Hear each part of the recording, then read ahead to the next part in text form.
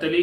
अस्सलाम वालेकुम मुफ्ती साहब। जी वालेकुम अस्सलाम। उंगली पर सिर्फ दाहिने पर तस्वीर गिन सकते हैं, बाएं हाथ पर नहीं। तस्वीर कह रहे हैं कि तस्बीह कह रहे हैं, क्या कह रहे हैं? अच्छा, तस्बीह कह रहे हैं। देखिए, तस्बीह पढ़ने का तरीक़ा अगरचे दाएं हाथ पर कहा गया है, बल्कि बाज़ हदीस में यूँ फरमाया गया कि जो तस्बीहात हैं, सुबहान अल्लाह, अल्हम्दुलिल्लाह, अल्लाहु अकबर, या कोई भी तस्बीहात हम पढ़ते हैं तो उनको उंगलियों पर शुमार करना चाहिए, क्योंकि ये क़यामत के दिन गवाही देंगे कि हाँ, मेरे ऊपर अल्लाह का जिक्र किया जाता था।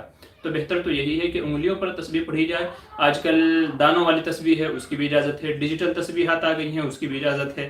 तो तस्बीह जैसे चाहे पढ़ी जा सकती है। बेहतर यह है कि हाथों पर पढ़ी जाए और उसमें दोनों हाथों की गुंजाइश है। दाएं पे भी पढ़ सकती हैं, बाएं पे भी पढ़ सकते हैं। ऐसा नहीं है कि सिर्फ दाएं पर ही पढ़ सकते हैं।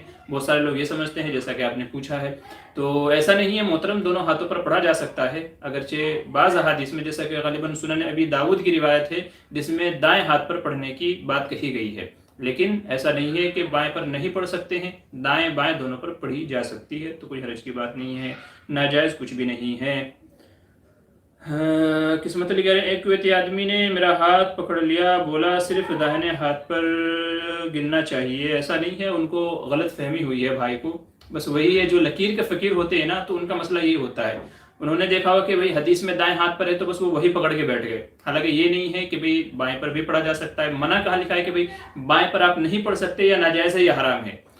मना करना या हाथ पकड़ना जब जायज़ होता है जबकि बाएं हाथ के ताल्लुक से मना किया गया हो। ऐसी बहुत सारी बातें हैं जिनका हदीस में जिक्र है, और बहुत सारी बातें जिनका जिक्र नहीं है। इसका मतलब ये नहीं है कि जिनका जिक्र नहीं है वो मना है। जैसे भैंसी को ले लीजिए, तो भैंस का हम गोश्त भी खाते हैं, दूध भी पीते हैं, हालांकि इसका जिक्र ना कुरान में है ना हदीस में है। तो इसका मतलब ये नहीं है कि भैंस का दूध पीना भी हराम है, गोश्त खाना भी हराम है, ऐसा नहीं है। तो बहुत सारी चीज़ें हैं ऐसी। तो हदीस में अगरचे दाएं का जिक्र है, लेकिन उसका मतलब ये नहीं है कि बाएं पर नहीं पढ़ सकते, बाएं पर भी पढ़ी जा सकती है। ज़रूरी है कि हदीस का सही मतलब समझा जाए। लकीर का फ़कीर ना बने कि बस हदीस में इतना है तो बस यही है, इसके अलावा नाजायज़ है, ऐसा नहीं होना चाहिए। हदीस को मुकम्मल समझा जाए।